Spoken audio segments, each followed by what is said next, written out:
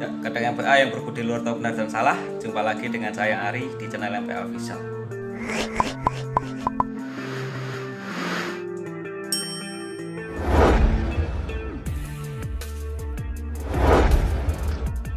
Ada apa di dunia pencaksilat saat ini?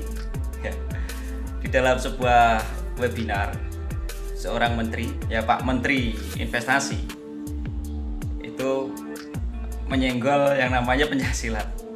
Dan hal ini membuat pengurus IPSI Jawa Barat merasa tersinggung atau mungkin merasa terganggu. Jadi pengurus IPSI ini melakukan langkah hukum. Seperti apa langkah hukum yang diambil? Mari kita simak video berikut ini. Yang berjudul pengusaha pencaksilat jangan buat masalah di negara kita. Ini judulnya lah itu yang disampaikan oleh Bapak Menteri Investasi ya, PPKM Bahlil Lahadalia. Baik, saya akan sampaikan surat dari Ketua Umum IPSI Jawa Barat. Bandung, 13 Agustus 2021. Kepada yang terhormat pimpinan redaksi Detikom di Jakarta, perihal somasi dan keberatan atas pemberitaan media online Detikom atas pernyataan Menteri Investasi Kepala BPKM Bahlil Lahadalia tentang pengusaha pencaksilat.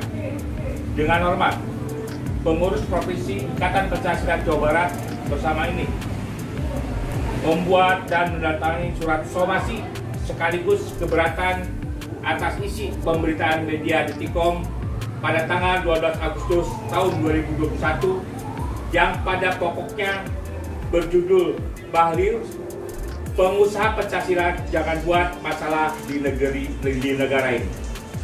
Adapun yang menjadi alasan tersebut di atas sebagai berikut. 1.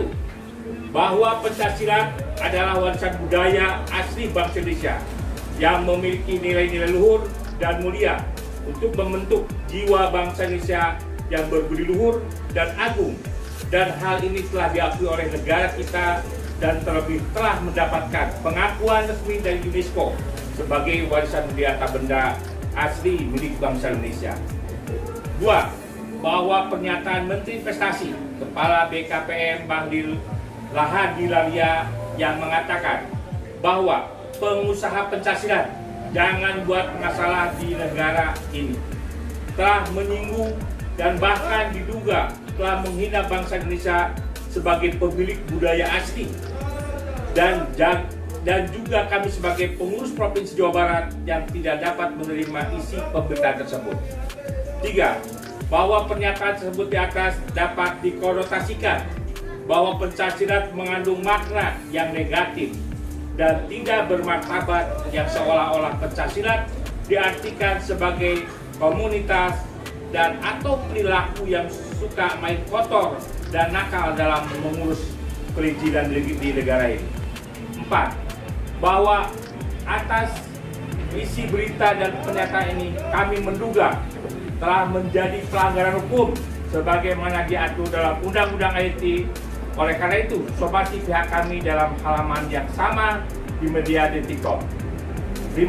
Apabila tidak mendapatkan jawaban atas isi pemberitaan tersebut, maka dengan terpaksa kami akan mengambil langkah hukum demi terjaga dan terlindungnya masyarakat pencaksilat di Indonesia pada umumnya dan khususnya di Jawa Barat. Nah, kurang lebih seperti itu ya somasi yang disampaikan Ketua IPSI Jawa Barat kepada Detikom dan ke Pak Menteri Investasi ya.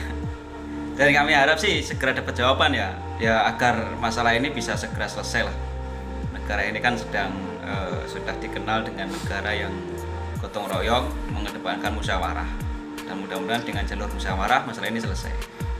Dari berita tadi ya, ini perlu diketahui juga oleh kadang-kadang MPA. Seperti apa sih pernyataan Pak Menteri yang sebenarnya? Nah, di video ini pula akan saya lampirkan pernyataan Pak Menteri yang sebenarnya. Jadi jangan hanya melihat dari satu media saja ya. Jadi kita lihat berita secara utuh, kabar secara utuh.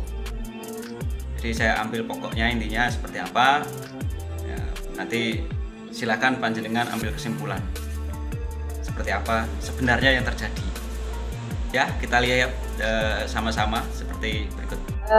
Teman-teman, saya ingin menyampaikan apa sih perbedaan ini OSS.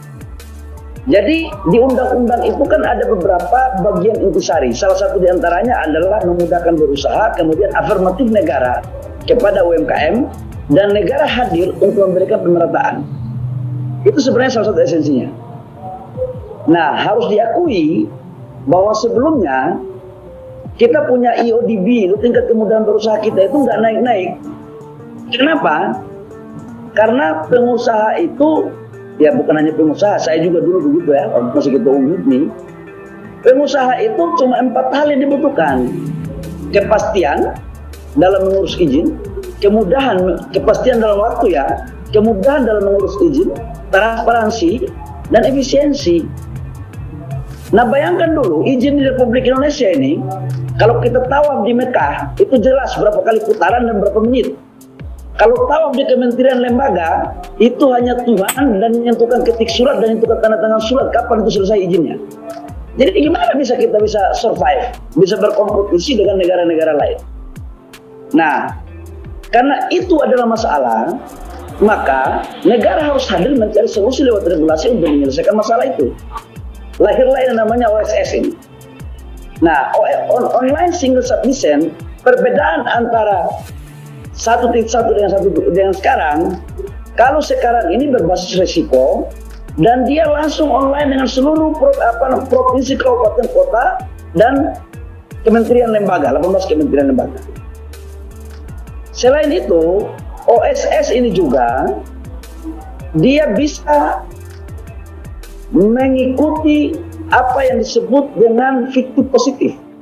Jadi seluruh kementerian lembaga izinnya sekarang berpusat di Kementerian Investasi yang taken atas nama kementerian lembaga tersebut. Tetapi teknisnya itu di Kementerian Teknis, tetapi diatur lewat NSPK. Contoh, kalau dulu orang mau urus izin A di Kementerian SDM, itu tidak jelas kapan teknisnya berapa lama. Kalau sekarang harus jelas. Contoh, izin IUP pertambangan dikasih waktu 20 hari. Ini contoh ya. Selama syarat-syaratnya sudah terpenuhi dan kemudian di Kementerian Teknis itu tidak memberikan notifikasi, maka Kementerian Investasi atas dasar kewenangan PP akan mengeluarkan itu. Jadi ini kita pangkas semuanya.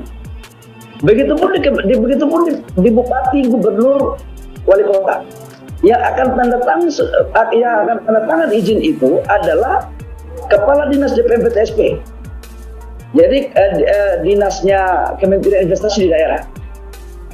Jadi ini memudahkan betul. Jadi tidak perlu lagi ketemu pejabat terlalu banyak selama dia benar.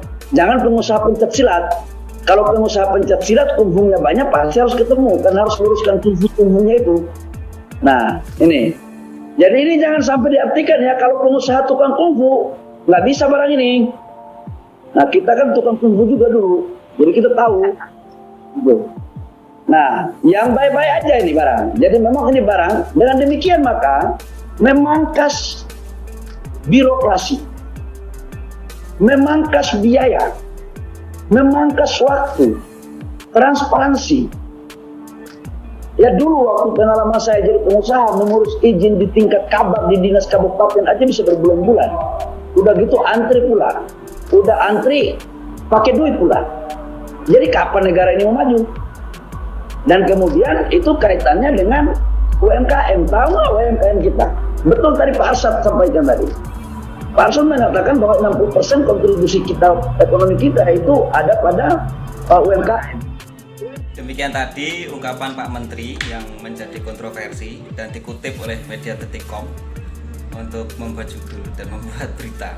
Jadi saudara-saudara kadang-kadang MPA semua, mari kita membuka mata, membuka telinga, membuka hati agar kita bisa lebih bijaksana ya dalam menyikapi setiap berita, setiap kabar ya. Jadi Di sini saya tidak menyalahkan Pak Menteri, juga tidak menyalahkan Pak pengurus IPSI Jawa Barat ya. Tentu keduanya punya alasan. Jadi kita juga tidak bisa ibaratnya mendukung salah satu pihak. Justru kita harusnya mendukung kedua belah pihak untuk saling berkoordinasi, tabayun lah dalam bahasa Islamnya, bertabayun, berdiskusi supaya semuanya jelas apa sih maksudnya dan nanti dipublikasikan gitu. Jadi untuk semua penonton MPA official, kadang-kadang MPA, kita santai aja, relax, slow, ya kan? Kita tunggu ada kabar apa lagi setelah ini. Ya, mudah-mudahan segera bisa dipublikasikan dan intinya segera bisa bertemu, diskusi dan bisa segera dipublikasikan agar kita semua terang benderang dengan masalah ini. Ya, oke, saya rasa seperti itu. Jumpa lagi di lain kesempatan.